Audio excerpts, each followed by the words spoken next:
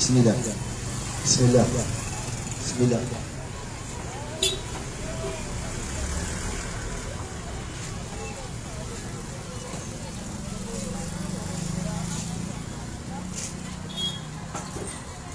Bismillah. Bismillahirrahmanirrahim. Alhamdulillah.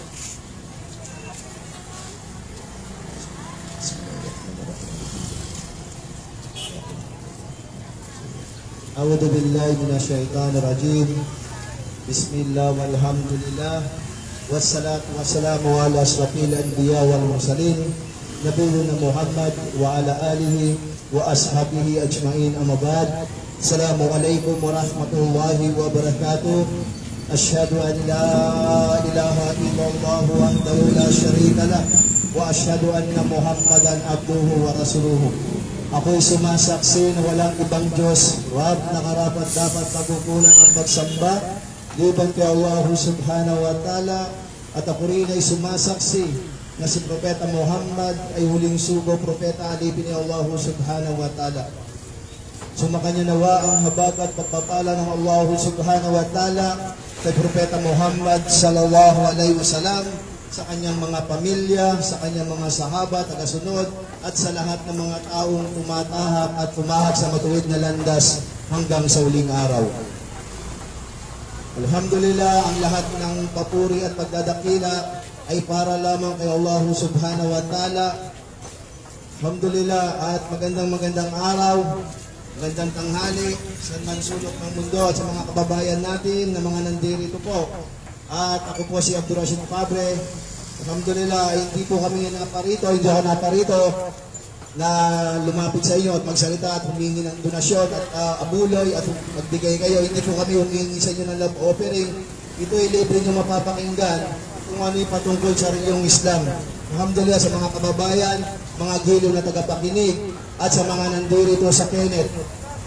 Ako po si Abdul Rashid Fabre na isang balik Islam, natubong Maynila, at ang aking mother ay Bicolana, ang aking father ay Tagalog, Bulacan, at ako isang OFW. 10 years po ako sa ibang bansa. Alhamdulillah, at nandito po ako upang ibigay sa inyo ang kaalaman at magbabahagi po kami patungkol sa aming reliyong Islam. Ngayon po ay buwan ng Ramadan. Ito yung unang araw ng buwan ng Ramadan dito sa Pilipinas. Opo, isang buwan po kami. Isang buwan kaming hindi kakain. Bago tayo mapunta ron sa topic sa Ramadan, ang nais lang po natin ipaalam na magkaroon tayo ng kaalaman, ano ang Islam? Yan po nakasulat dito. Ano ang Islam? Ang ibig sabihin ng Islam, mga kababayan, sa wikang Arabic na ugat ay salam. Na ibig sabihin naman po ng salam ay kapayapaan, na pagsunod, pagsuko, pagtalima. Ang Islam ay reliyon. Magiging Islam po ang reliyon ng isang tao saan man sulok ng mundo. Ano man ang lahi niya, siya man ay Amerikano, Chinese, Japanese, Korea, Philippines, Filipino, ano man ang lengguwahe, Maranao, Tausod, Bicolano, Ilocano. Magiging Islam po ang reliyon ng isang tao kung siya ay nagpapasakop sa batas ng Islam. Ang Islam po, Islam is the way of life. Dapat niyong malaman, ang Islam ay reliyon. Ang Muslim ay ang mga tao. Itong Islam, ito ang binigay ng Allah subhanahu wa ta'ala dito sa daigdig na magkaroon tayo ng kaalaman na huwag tayong tumingin sa mga taong nakikita natin at sa mga Muslim. Ang lagi po namin sinasabi kung ano yung Islam. Opo. Siguro sa mga kababayan natin, ngayon lang din nakakapakinig patungkol sa reliyon. Kung meron kayong nakitang Muslim at nagkakamali, maaaring pagkakamali po na isang kapatid na Muslim, pero ang Islam, ito yung Islam is the way of life. Meron po siyang binubuo. Ang reliyong Islam ay may binubuo 5 haligi. 5 pillars of Islam. Ano yung unang haligi ng reliyong Islam? Ang unang haligi ng reliyong Islam ay yung pagsasyahada, pagbabalik loob. Pagsaksi mo na walang ibang Diyos na karapat dapat sambahin kundi si Allah. At ang huling sugo na si Propeta Muhammad sallallahu alaihi wasallam. Ayun po yung unang haligi, yung pagsasyahada, pagbabalik loob. Hindi ka ilulubog sa tubig, hindi ka bibindisyonan, at hindi ka i-convert, at hindi ka babayaran. Sasaksi ka lang sa wikang Arabic ng dalawa, at bibigkasin ng puso, at sasabihin ng dila, isa-isip, salita at sa gawa. Yun po yung pagbabalik loob na tinatawag na shahada. Nasasamba ka lamang sa tunay na nag-iisang Rab na si Allah subhanahu wa ta'ala. Sinabi ng Allah subhanahu wa ta'ala sa marangal na Quran, Bismillahirrahmanirrahim. Sa ngalan ng Allah ang mapagpala, ang mahabagin. Qul huwa Allahu ahad. Ipahayag siya ang Allah, ang nag-iisa. Allahu samad. Allah ang walang hanggan, ang ganap sandigan ng lahat. Lam yalid wa lam yulad. Hindi siya ipinanganak at hindi siya nagkaanak. Walam yakullahu kufuwan ahad. At siya ay walang katulad. Opo, ang sinasamba ng mga kamusliman sa mansulok ng daigdig ay si Allah. Sumasamba kami sa tagapaglikha. Hindi po namin sinasamba yung inilikha. Ang inilikha, tao po. Kaya kaming mga Muslim ay rektang nagdarasal, sumasamba lamang sa tunay na Panginoon na si Allah subhanahu wa ta'ala. Ayun po yung haligi, unang haligi ng relong Islam. Yung pagbabalik loob, yung sasamba ka sa tunay na nag-iisang Rab, Panginoon na si Allah subhanahu wa ta'ala. Yung tagapaglikha. Siya yung nagbibigay buhay, siya yung nagbibigay panustos, at siya rin yung kumukuha ng buhay, sa kanya tayo nagmula, at sa kanya rin tayo magbabalik. Ayun po yung unang haligi ng relong Islam. Sa wikang Arabic, Ashhadu an la ilaha illallah wa ashhadu anna Muhammadar Rasulullah. Sa wikang Tagalog na malapit na kaulugan, ako ay sumasaksi na walang ibang Diyos kundi si Allah. At ako rin ay sumasaksi na si Propeta Muhammad ay huling sugo, propeta alipin ni Allah. At ako ay sumasaksi na si Propeta Jesus ay hindi Diyos kundi isang sugo, propeta alipin ni Allah. Ayun po yung unang haligi ng relong Islam, mga kababayan. Yung pangalawang haligi ng relong Islam, mga kapatid, mga kababayan, mga gilaw na tagapakinig, yung pangalawang haligi, yung pagdarasal ng 5 beses. Yung pagdarasal ng 5 beses ay pinag-utos, ito ay obligado sa isang mananampalataya. Nabanggit sa marangal na Quran, sinabi ng Allah subhanahu wa ta'ala sa surah Taha, ayat 14, Innani anna Allahu la ilaha illa ana fa'abudni wa aqimi as-salata li-dhikr. Katotohanan, walang pag-aalinlangan. Ako ang Allah, la ilaha illa ana. Walang sino man ang may karapatan at karapat dapat sambahin bukod sa akin. Wala akong katambal na kung kaya ako lamang ang sambahin ninyo at isagawa mo ang sala, pagdarasal bilang pagpupuri at pagpapalaala sa akin. Kaya makikita nyo ang isang mananampalatayang mu'min na alipin ng Allah subhanahu wa ta'ala ay kami po ay nagdarasal ng 5 beses at may voluntaryong sunna pa. Yung pagdarasal sa madaling araw, sa tanghali, sa hapon, sa takip silim at gabi. 5 beses po kami nagdarasal. Pag pumapasok kami ng mosque, ay nakayapak po kami at naglilinis muna kami ng mga aming katawan at kami magdarasal sa tunay na nag-iisang Rab na si Allah subhanahu wa ta'ala. Ayun po yung pangalawang haligi ng relong Islam, yung pagdarasal, pagsasala, pagpapasalamat, paghingi ng tawad kay Allah subhanahu wa ta'ala. Pangatlong haligi ng relong Islam ay yung pagbibigay ng zakat, obligadong zakat sa may kakayahan. Ano yung zakat? Yung charity, kawang gawa. For example, ang isang mananampalataya ay mayroon po siyang 100,000, yung 2.5% ay ibabawas doon at itutulong sa mga mahihirap. Ayun po yung pangatlong haligi ng relong Islam, yung pagbibigay ng zakat. Ayun po yung obligado sa mga taong may kakayahan. Yung pang-apat na haligi ng relong Islam, mga kababayan, mga gilaw na tagapakinig, ito na po yun. Yung sa buwan ng Ramadan, pag-aayuno, pagpapasting. Ibig sabihin, ang mga kamusliman saan man sulok ng mundo, kahit ultimo mayaman sa bansang Arabo, sa ibang bansa, ay obligado siya mag-fasting kung wala siyang karamdaman. Ang kamusliman ay nagpapasting, nag-aayuno, 1 buwan po. Pero ang akala ng iba, 1 buwan hindi kakain ng kamusliman. Kami po ay kumakain sa madaling araw. Sa madaling araw, pag bago mag-adan, bago magtawag ng pagdarasal, kailangan nakakain ka na. Pagpasok naman ng takip siling, ayun, hudyat na pwede na pong kumain. 2 beses po kumakain, sa madaling araw at sa takip silim sa gabi. Ayun po, pag sikat naman ng araw, pag sa after ng madaling araw, stop na naman yung pagkain. At yun, pagpasok naman ng takip siling, ay magkakainan na naman po. Alhamdulillah, ayun po yung pagpapasting. Itong buwan na to, bali 1 buwan kanina po, at alhamdulillah, ngayong araw na to, dito sa Pilipinas, nag-umpisa na po yung pagpapasting, pag-aayuno namin mga Muslim. ito'y obligado sa mga mananampalataya na may walang karamdaman. Opo, ayun po yung pang-apat na haligi ng reliyong Islam. Panglimang haligi ng reliyong Islam, mga kababayan, mga giliw na tagapakinig, ay yung paglalakbay, pag-Hajj pilgrimage sa Saudi Arabia, kung may kakayahan. Ayun po yung limang haligi ng reliyong Islam. Yung una, yung pagbabalik loob, pagsasyahada. Pangalawa, yung pagdarasal ng 5 beses. Pangatlo, yung pagbibigay ng sakat, kawang gawa, charity.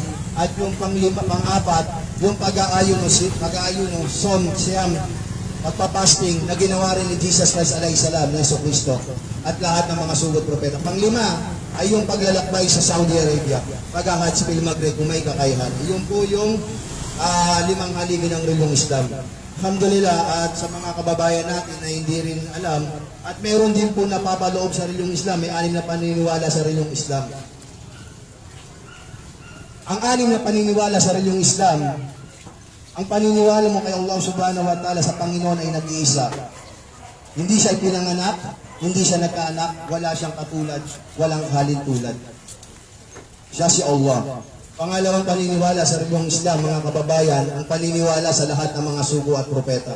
Ang mga kamusliman pala ay naniniwala simula kay Adam alayhisalam, kay Abraham, kay Moises, kay David, at kay Jesus Christ, at ang huling sugo na si Propeta Muhammad sallallahu alaihi wasallam.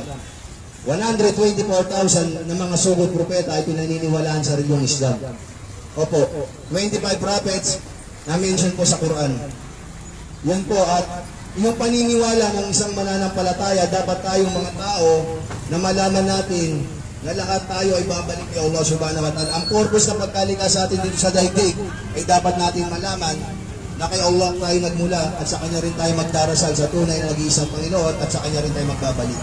Yung pangalawang paniniwala sa reliyong Islam, ang paniniwala sa lahat ng mga sugod propeta ay yun nga po, naniniwala kami kay Yesu Kristo, kay Jesus Christ bilang isang sugod propeta at sinundan ni Propeta Muhammad SAW. Lahat po kami mga Muslim, hindi kami magiging ganap na Muslim kung hindi namin pinaniniwalaan si Yesu Kristo bilang isang sugo at propeta. At yun, ayun po, lahat ng mga sugo at propeta ay kailangan sundin ng isang mananampalatayang Muslim para maging tunay siyang isang alipin ni Allah subhanahu wa ta'ala. Pangatlong paniniwala sa reliyong Islam, ang paniniwala sa mga kasulatan, sa mga libro, sa mga aklat. May Torah, may Injil, at yung Quran. Alhamdulillah, ang mga kamusliman ay naniniwala po kami sa mga kasulatan. Ayun po yung pangatlo, na dapat tayo, ang mga sugo at propeta, meron silang revelasyon, mga libro, mga kitab, mga pinangaral nila. Kagaya ni Jesus Christ alayhi salam, ni Yesu Kristo, ang pinangaral niya po ay Injil, Ebanghelyo, at ang kay Propeta Muhammad SAW ay ang Quran. Ito po yung huling mensahe, ang Quran. Alhamdulillah. At pang-apat na paniniwala sa reliyong Islam ay ang paniniwala sa mga anghel, mga malaika. May anghel po ng pagkuha ng buhay, may anghel ng kalangitan, may anghel ng impyerno, at ang mga kamusliman tayong mga tao ay may mga nakaatang, may mga nakabantay sa ating mga malaika, mga anghel.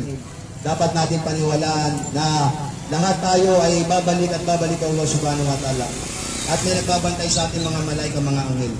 Yung panglimang paniniwala sa reliyong Islam ay ang paniniwala sa kadar, tadhana. For example, mga kababayan, kung babae ka nilikha ng Panginoon, dapat ay babae ka. Kung lalaki ka nilikha, lalaki ka. Hindi mo pwedeng baguhin ang iyong kasarian, hindi ka pwedeng magpapalit ng iyong ari. Kung babae ka nilikha ng Panginoon dito sa daigdig, babae, babae ka. Kung lalaki, lalaki ka. Hindi mo pwedeng baguhin. Ayun po yung pinakakadar. At kung naging mahirap ka rito at naging mayaman ka rito, ito ay pagsubok sa isang tao. Ayun po yung panglimang paniniwala sa reliyong Islam. At yung pang-anim, yung paniniwala sa araw ng paghuhukom, sa Yawmul Qiyamah. Ang mga kamusliman, sa amin po ang pinaghahandaan lagi namin dito ay ang pangkabilang buhay. Lahat po tayo, pag ang isang tao, for example, mga kababayan, para magkaroon tayo ng linaw, ang paniniwala sa kabilang buhay, habang nandito tayo sa mundo, matagal tayo rito, ay kailangan natin magbalik loob kay Allah subhanahu wa ta'ala at malaman natin yung katuruan ng lahat ng mga sugo at propeta. Dahil sa kamatayan, Pag tayo namatay ay mag-isa lang tayo sa libingan at mag-isa lang tayo haharap kay Allah subhanahu wa ta'ala sa araw ng paghuhukom. Bibigyan ko po kayo ng idea mga kababayan, ano ang purpose sa pagkalika dito sa atin sa daigdig ng Panginoon. Ang purpose sa pagkalika sa atin, sinabi sa marangal na Quran, وَمَا خَلَقْتُ الْجِنَّ وَالْإِنسَ إِلَّا لِيَعْبُدُونِ, at hindi raw nilikha ang mga jin, mga engkanto, at ang mga tao, at nagpadala ng lahat ng mga sugo at propeta sa napakataas na uri na layunin at bukod tanging upang sambahin lamang ang tunay na nag-iisang Rabb, Panginoon na si Allah subhanahu wa ta'ala. Ang layunin na pagkalika dito sa atin sa daigdig ay tatlo lamang. Nasa sinapupunan tayo ng magulang natin, binigyan tayo ng kaluluwa ng Panginoon, binuhay tayo rito. Ang unang pupuntahan ng tao ay tatlo. Ano yung una? Yung daigdig, yung dunya. Sa dunya, sa daigdig ay temporary lang po tayo rito. Una, yung daigdig, dito tayo. Panandalian lang po tayo rito. Pangalawa, napupuntahan ng tao pag siya ay namatay sa kubur, sa barusak, yung libingan. Ay yung pangalawang yugto na pupuntahan ng tao. Pangatlo, napupuntahan ng yugto ng tao, pupuntahan niya ay yung akira, yung kabilang buhay. Yung akira sa kabilang buhay, yun na po yung buhay na walang hanggan at maniniraan ng isang tao ron, magpasawalang hanggan. Wala alam kung saan tayo mapupunta. Pwede sa paraiso, pwede sa impyerno. Kaya ngayon mga kababayan, dapat makilala natin, aralin na sasama niyo po sa pagsasaliksik ang reliyong Islam. Wala po kami, hindi kami nanghihingi ng bayad o donasyon at sinasabi na kayo ay mag-Muslim. Ang sa amin lang po ay pagpapaliwanag ng reliyong Islam. Siguro sa inyo, marami na kayo nakakagalit o nakikitang mali sa mga gumagawa ng nakikita sa social media, mga Muslim na nakakasagutan nyo, nakakaaway, or meron kayong nakaalitan at meron kayong nakitang mali. Lagi namin sinasabi, mga kababayan, mga giliw na tagapakinig, ang Islam ay reliyon. Islam is the way of life. Ang reliyon ay ang Islam ay reliyon. Pero ang Muslim, yung mga tao. Kaya pag nakakita kayo ng mga tao na Muslim at nakagawa siya ng pagkakamali, maaaring pagkakamali na po yun, pero ang Islam is the way of life. Inna dina inda Allahi al-Islam. Katotohanan, wala nang ibang reliyon na katanggap-tanggap ni Allah subhanahu wa ta'ala liban lamang sa Islam. Kung sino ay ang maghanap ng ibang reliyon maliban sa Islam, impyerno nga po yung patutunguhan niya magpasawalang hanggan. Siguro kung meron kayong mga katanungan at meron na ihiya kayo, pwede po kayong magpunta sa Facebook page, sa aming Facebook, sa Liwanag, at pwede kayong magtanong sa mga kamusliman. Isama nyo sa pagsasaliksik ang Quran. Meron pong translate na Tagalog ang banal na Quran. Ang banal na Quran po ay nakatranslate sa Tagalog, original na Arabic. Kami po ay nag-aaral. Lahat ng kamusliman sa mansulok ng daigdig ay obligado sa kanya yung al-in, talibul ilm. Kailangan tayo ay magsaliksik ng kaalaman. Ito ay libre. Namimigay kami ng mga babasahin, namimigay kami ng Quran, namimigay kami ng mga libreng tanong patungkol sa reliyong Islam, at hindi kami humingi ng donasyon at hindi kami lumalapit sa inyo para kayo pagmuslimin at sabihin kami ay tama. Ang sa amin lang po ay pagpaparating ng hak, katotohanan, na kami ay nagsasabi, wala naman pong mawawala kung susubukan nyo ang reliyong Islam. Napakainam, ito ay libre. Kung meron nga kayong nakasagutan o nakaalitan, kung tinitignan nyo yung Muslim at hindi nyo sinama yung Islam, ang Muslim lang yung tinignan nyo, hindi nyo sinama sa pagsasaliksik ang reliyong Islam, kailangan mga kababayan, mga giliw na tagapakinig, na dapat natin isama sa pagsasaliksik ang banal na Quran. Kung Biblia lang po ang aralin natin, siguro po sa Biblia, meron din sa mga kababayan natin, kung bubuksan natin ang Biblia, marami tayong mababasang corrupted. Sinasabi ng mga kababayan natin, ang mga Muslim, maraming asawa, hindi kumakain ng karne ng baboy. Diba? May init yung suot. Diba po? Para sa magkaroon ng linaw, ang isang Muslim sa pag-aasawa po, hindi po, wala pong sapilitan. At sa amin po, pinahihintulutan lang, nakasulat po sa marangal na Quran, ay hanggang 4 lang po. Hanggang 4. Sinabi sa Surah An-Nisa, kung ikaw ay hindi magiging mabulit na makatarungan sa babaeng ulila, ay sapat na lamang sa iyo ang mag-asawa lamang ng isa. May rulings po yun, may kaida. May kaida po. Ibig sabihin ng kaida, yung rulings. yung rulings po sa pamamaraan, yung mga syurut, may mga pamamaraan po, may mga kondisyon. Pinaintulutan mag-asawa ang isang lalaking Muslim ng isang Muslima. Pwede po kami mag-asawa ng Christian, ng mga lalaking Muslim. Pinaintulutan po sila sa mga kondisyon. May 3 pong kondisyon kailangan magkakasama po. Una, spiritual. Pangalawa, physical. Pangatlo, pinansyal. Kailangan yung 3 na yan ay magkakasama po. Wala pong nangyayaring bilihan na inaakala ng mga kababayan natin ang mga Muslim ay bumibili ng babae at nag-aasawa ng marami. Dapat po kami po ang magtatanong sa inyo mga kababayan. Bakit po? Tignan nyo, bakit sa Kristo sa ibang reliyon, bakit marami silang asawa? Ang tanong, napakasalan po ba? Kasintabi po mga kababayan. Tignan natin yung mga celebrity, yung mga artista, na mga sikat, marami silang asawa, maraming anak, hindi po napapakasalan. Diba si Ramon Senior Revilla, si Dolphy, si FPJ, yung mga artista, marami silang asawa. Ngayon, ang tanong, napakasalan po ba o hindi? Ang dami rin nilang anak. Samantalang sa reliyong Islam, ay dapat bago niya mapangasawa yon at bago niya mahawakan, ay pinaintulutan ng mga magulang at may rulings po yun, may pamamaraan, wala pong bentang mangyayari at bago sila magsama ay kailangan na naigdaan na po sila sa nikah, sa pagpapakasal sa batas ng Panginoong Allah Subhanahu wa Ta'ala. Kumpara sa ibang reliyon, tingnan niyo po, punta po tayo sa paglilibing.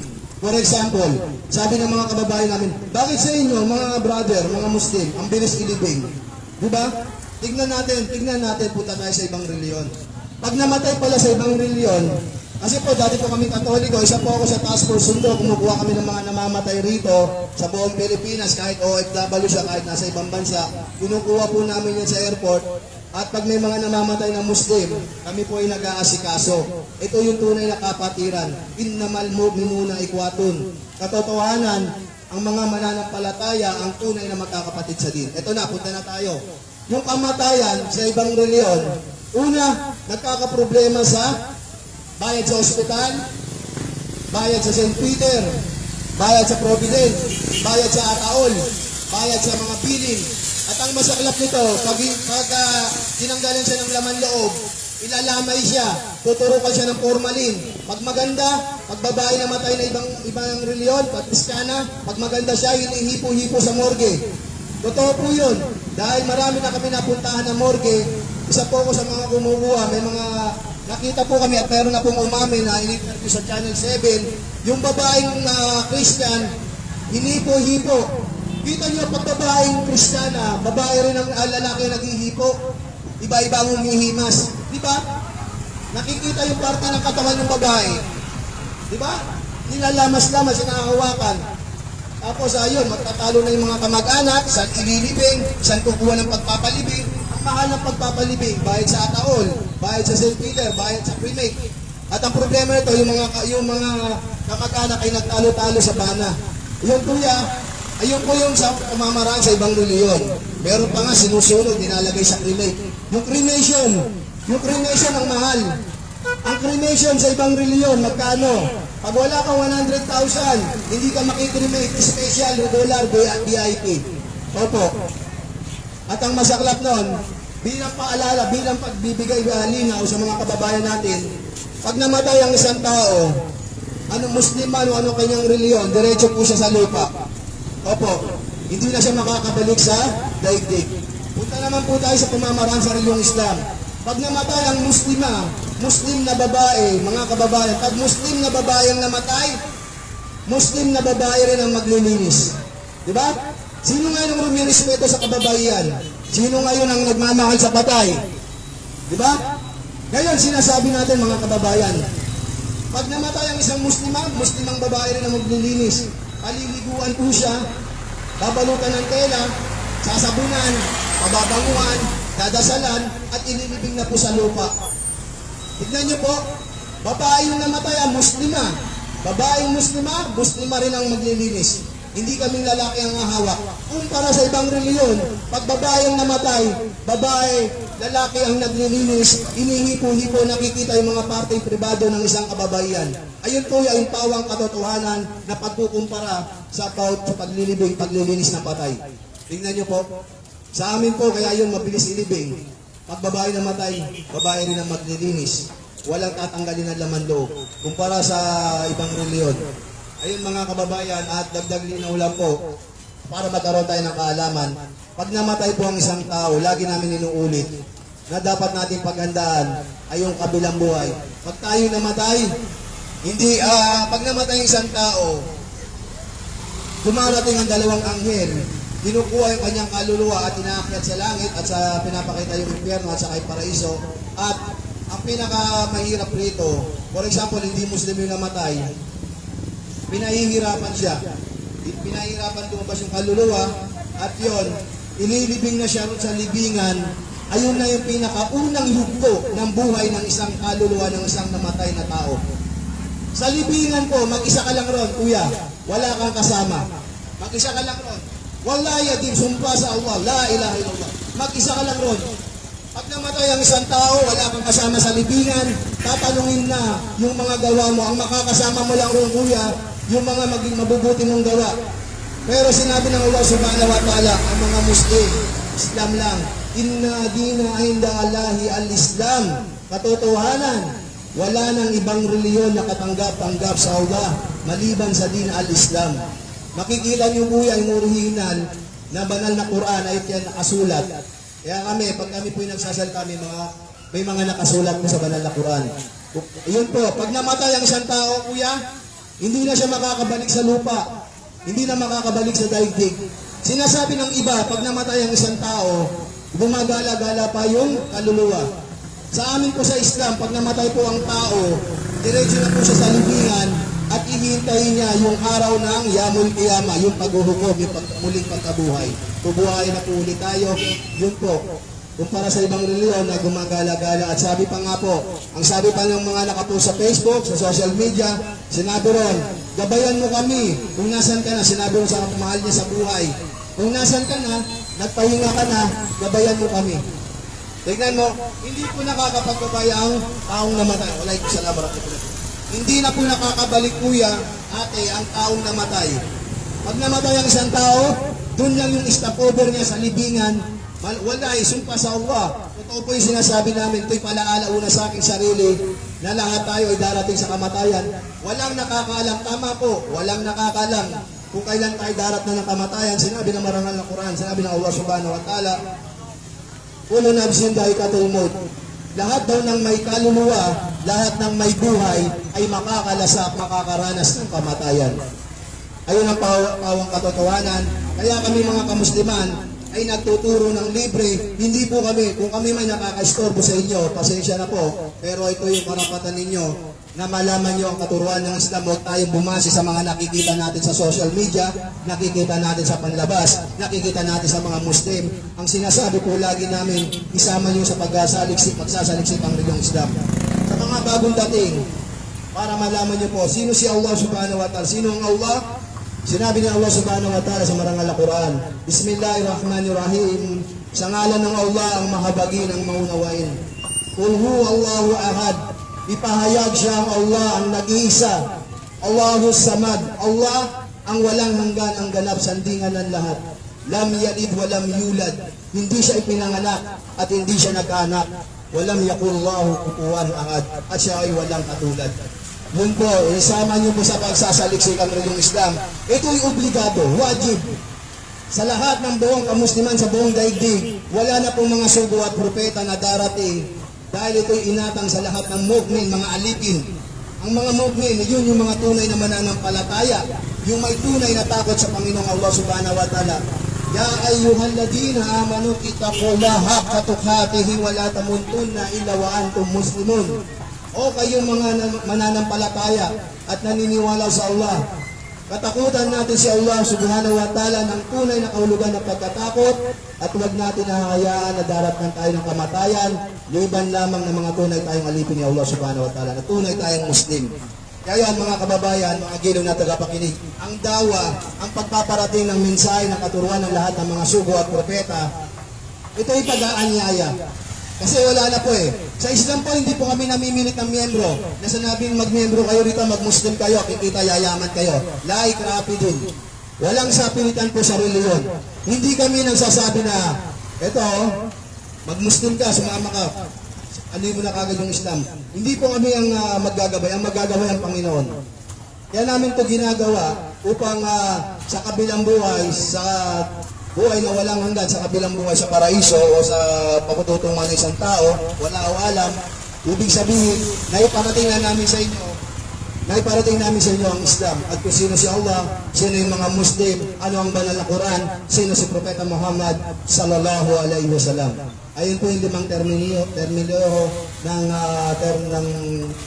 haligi ng Islam. At sana sa mga kababayan natin na bihira kayo siguro nakakapakinig, pero i-search niyo po sa YouTube, sa Facebook, sa Google, i-search niyo po sa internet, growing religion na Islam, makikita niyo po, lalabas sa Islam.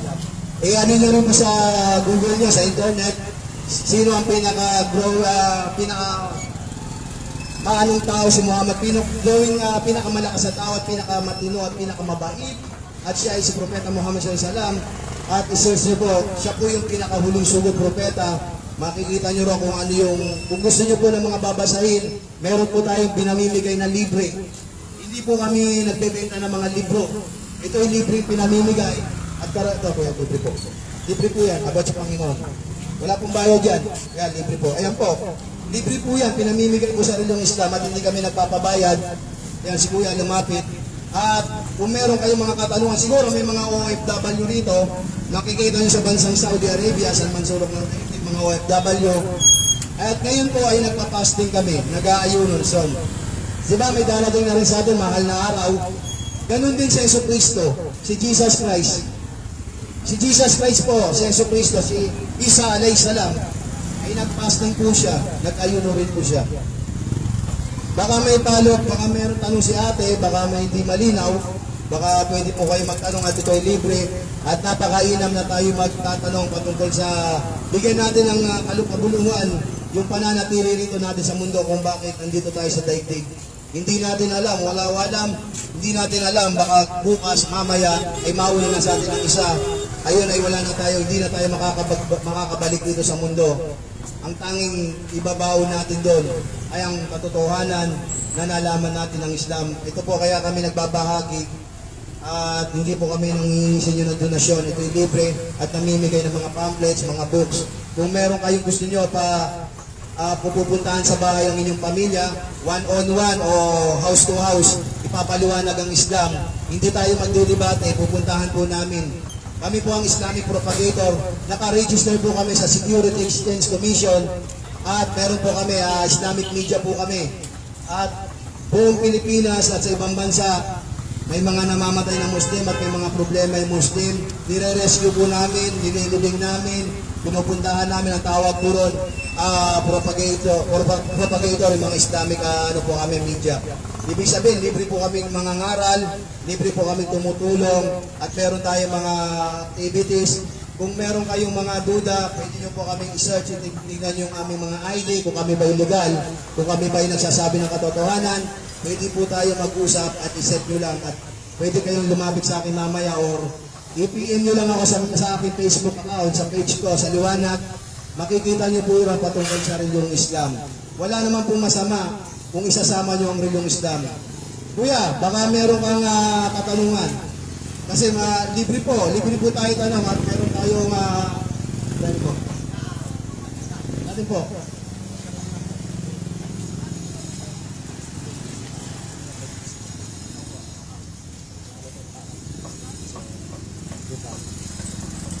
Inshallah. So, napakagandang tanong. Abang nakalive tayo. Ang tanong ni Kabayan, ano probinsya mo kuya? Ano probinsya mo? Batangas, Batanggenyo, Pampangat, Kapampangan. May masjid kami dyan, may Islamic Center dyan, pwede kita i-refer. Ang tanong ni kuya, ito po para sa amin, hindi po kami nakikipagdebate mga kababayan. Ano ang layunin at ano ang purpose ni Jesucristo rito sa daigdig? Tama ba kuya? Ano yung pinangaral niya? Ano yung purpose ni Jesucristo sa amin? Para sa amin po si Jesus Christ, si Isa alayhi salam, si Jesucristo. Si Jesucristo kuya, sa amin po bilang isang mananampalataya, isa po siyang sugod propeta. Ngayon po, ano yung pinangaral niya rito? Sa amin po para hindi tayo magkaroon tayo ng kaalaman. Si Jesucristo, si Jesus Christ, may tatay, may nanay, wala. May tatay? Si Yesu Cristo? Di ba si Yesu Cristo po, tanong ko po, may tatay si Yesu Cristo? Wala. Di nga po, kayo po, ano ko lang po, tinatanong po, si Yesu Cristo po ba, may tatay o wala? Meron?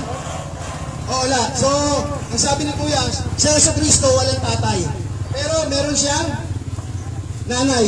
Ang nanay ni Yesu Cristo, si Birhing Maria, dahil ano po siya, wala po nakagalaw sa kanya, at siya, si Yesu Cristo, ano po siya, may kasarian, lalaki, babae, si Yesu Cristo. Lalaki, asintabi po. Si Yesu Cristo ay lalaki, natutulog, kumakain. Di ba po?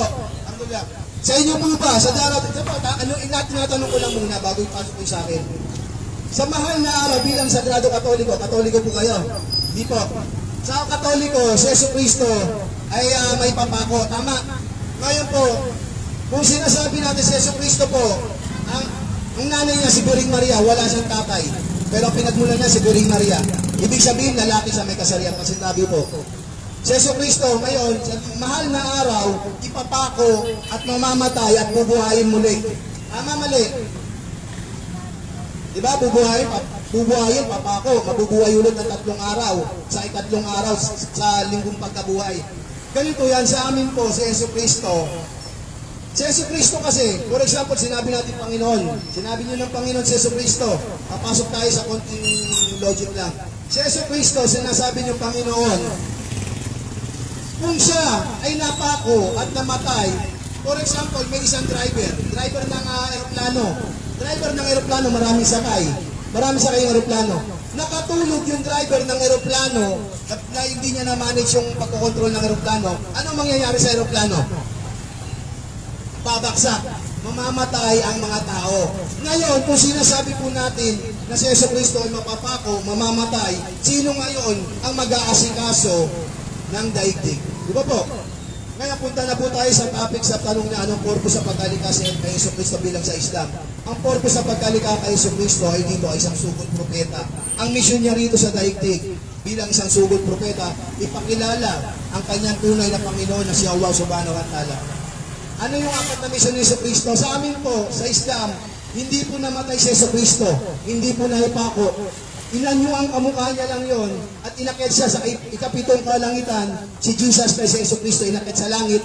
At sa amin hanggang ngayon, simula ngayon, hindi pa po patay si Yesu Cristo. Si Yesu Cristo hindi po patay. Tignan nyo, narinig nyo, hindi pala pinatay si Yesu Cristo sa Islam. Nandun siya sa ikapitong langit.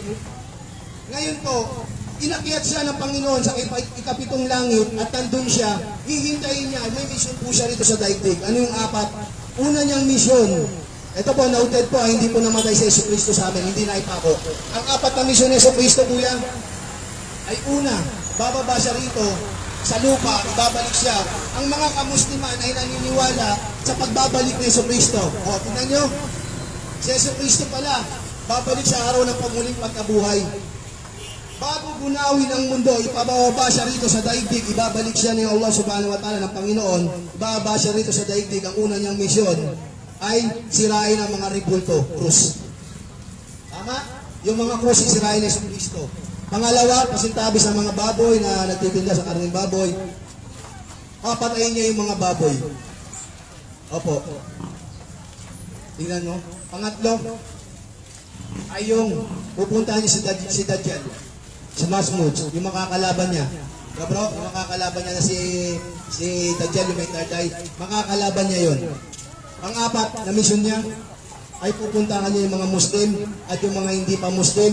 Yung mga hindi pa Muslim pupuntahan niya, magmumuslim na niya, at yun, kung hindi sila mag-Muslim, ay magbigay sila ng reward, parang ransom.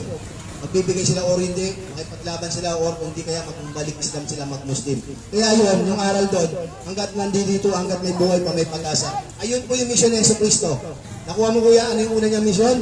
Bababa siya rito, sisirain niya yung mga krus. Pangalawa, papatayin niya yung karning baboy. Pangatlo, kakalabanin niya si Dajjal, si Antichrist, yung mapapanggap na Panginoon.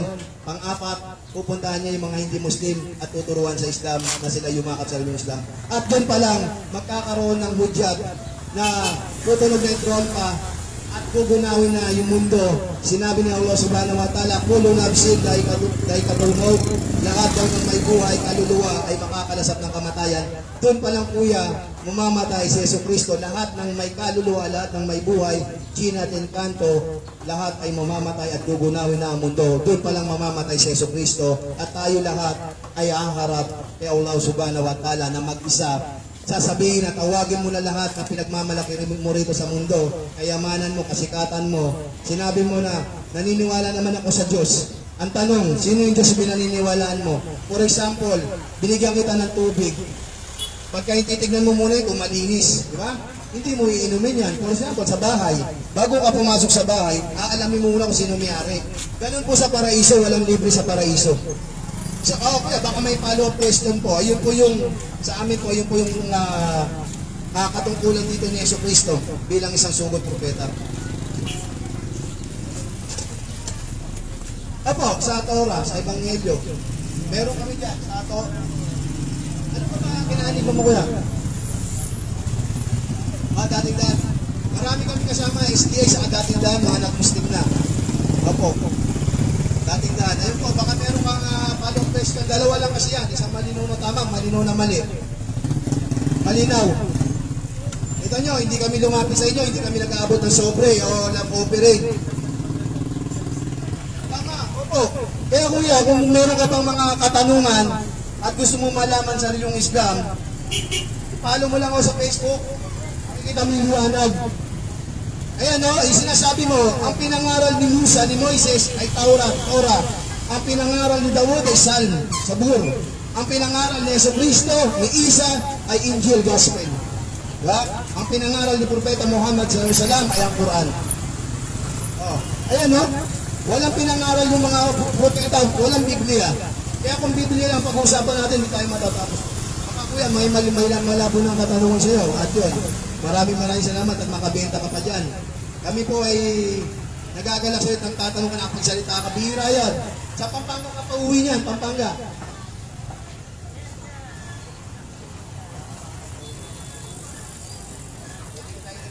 Kasi marami kami Islamic Center. Dito sa Pilipinas, marami Islamic Center. Alhamdulillah, yan po mga kababayan. At si brother, dating daan na nagtanong, ano yung kalagayan ni Yesu Kristo bilang Muslim na naipaliwanag natin, tinanong natin siya kung malinaw na tama, malinaw na mali. Ulitin natin. At hanggang dito na lang at maraming salamat po. At kami nag-aayuno, nagpa-fasting. So, kayo rin po ay mag-aayuno sa mahal na araw. Ganun po, dapat gawin din natin kung ano ginawa ni Yesu Kristo. At hanggang dito na lang.